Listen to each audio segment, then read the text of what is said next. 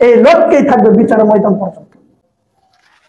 আর যেদিন বিচারের ময়দানে ওঠানো হবে সেদিন পরে আল্লাহ ফয়সালা করে দেবে আপনি জান্নাতে যেতে চাবেন, ঋণ আপনার পথে কাটা হয়ে এসে দাঁড়াবে। বিস্তারিত ব্যাখ্যা দিব, দুটি হাদিস পেশ করলে পরে। এই জন্য সম্মানিত উপস্থিতিতে এক থেকে কেউ পালে তাকে পরিশোধ করে দিবেন। আপনি জীবিত থাকা অবস্থায় ঋণ পরিশোধ করে দিয়ে দেবেন, কখন মারা যাবেন তা বলা যাবে না। 1 টাকা পান, টাকাটা আপনি এখনই পরিশোধ করে দেবেন, এখনই পরিশোধ করে দেন।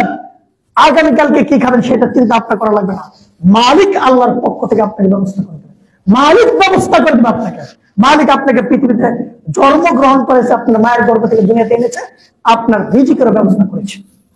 আপনার মায়ের গর্ভে যখন ছিলেন তখন মালিক আপনাকে খাদ্যদ্রব্য পান করেছে, দুনিয়াতে আপনাকে খাদ্যদ্রব্য পান করাবে। আপনাকে দুনিয়া নিয়ে তো ভাবতে হবে না। এরপর আসুন এই হাদিসের দলিলটা দিয়ে পরের হাদিসটা বলে বিস্তারিত হাদিসের ব্যাখ্যাগুলো করে শেষ দিব। হাদিসের ইবনে মাজাহ 2413।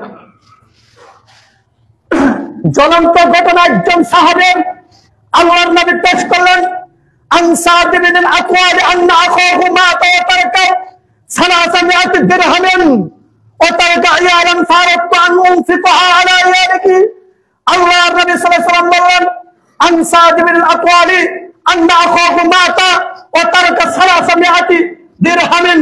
সাহাবী সাদ বিন আকওয়াল রাদিয়াল্লাহু তাআলা বললেন, সাহাবী সাদ বিন আকওয়াল রাদিয়াল্লাহু তাআলা বললেন, আমার ভাই মারা গেল, আমার ভাই মারা গেল, মরার সময় সে 300 দিরহাম ছেড়ে গেল।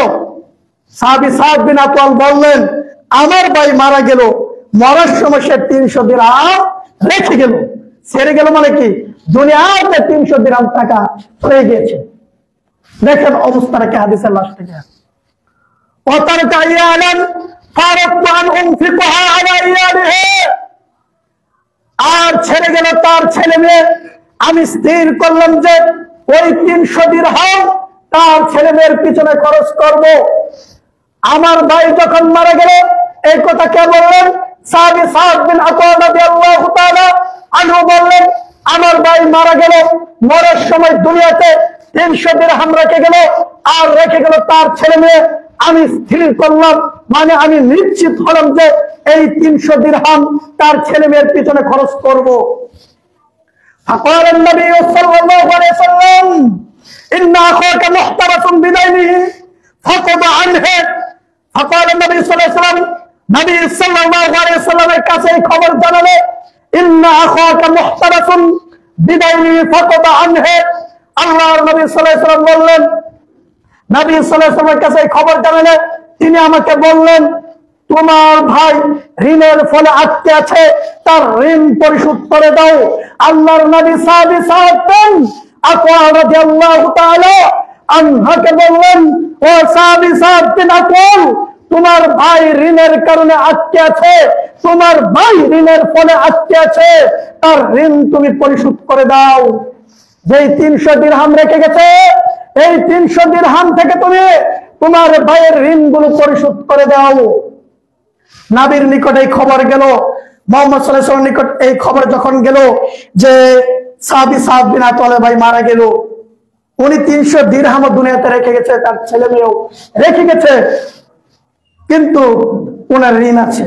এই খবর আল্লাহর নবীর নিকট পৌঁছলে আল্লাহর নবী সাহাবীকে হুকুম করলেন, ও আমার সাহাবী সাদ বিন আকওয়াল, তুমি তোমার ভাইয়ের ঋণ পরিশোধ করে দাও। তোমার ভাই ঋণের ফলে আটকে আছে, মারা তো গিয়েছে কিন্তু আটকে রয়েছে, তাহলে জান্নাতে যাওয়া কি কষ্ট আছে। আসুন বলা বাহুল, অন্যান্য দিকে যদি ভালো লোক হয়, অন্যান্য দিকে থেকে অন্য দিকে যদি কোনো মুসলিম ব্যক্তি ভালো লোক হয়, তবে এই ঋণের কারণে তাকে জান্নাতে যেতে বাধা দেওয়া হবে। কোন মুসলিম ব্যক্তি যদি পৃথিবীর জমিনে ঋণ রেখে মেরে যায়, ঋণ রাখা অবস্থায় যদি মৃত হয়, ঋণ রাখা অবস্থায় যদি দুনিয়া থেকে বিদায় নেয়, তাহলে ওই ঋণ যদি তার পরিবার পরিশোধ না করে দেয়, তাহলে ওই ব্যক্তি ততক্ষণ পর্যন্ত জান্নাতে যেতে পারবে না। আর এই ঋণ বিচারের ময়দানে তার জান্নাতের পথে বাধা ও কাটা হয়ে দাঁড়াবে কাল আখিরাতে। মুহাম্মদ সাল্লাল্লাহু আলাইহি ওয়াসাল্লাম বলেন, পৃথিবীর মানুষ, তুমি যদি ঋণ রেখে মারা যাও, তাহলে যখন বিচারের ময়দানে তুমি জান্নাতে যেতে চাইবা, তখন জান্নাতের পথে তোমার এই ঋণ কাটা হয়ে দাঁড়াবে, বাধা ও কাটা হয়ে দাঁড়াবে বিচারের ময়দানে। মোহাম্মদ সাল্লাল্লাহু আলাইহি ওয়াসাল্লাম বললেন, তাহলে ঋণ রাখে মারা যাওয়া যাবে না, আর ঋণ রাখে জানাজারও হবে না, ঋণের দায়িত্ব যদি কোনো ব্যক্তি না নেয়। এটা কি বুঝলেন? এখন যে আপনি হাজারো কোটি টাকা মানুষের পা তাকে জানাজার করে দিলেন, মোহাম্মদ সাল্লাল্লাহু আলাইহি ওয়াসাল্লাম পড়েন নাই।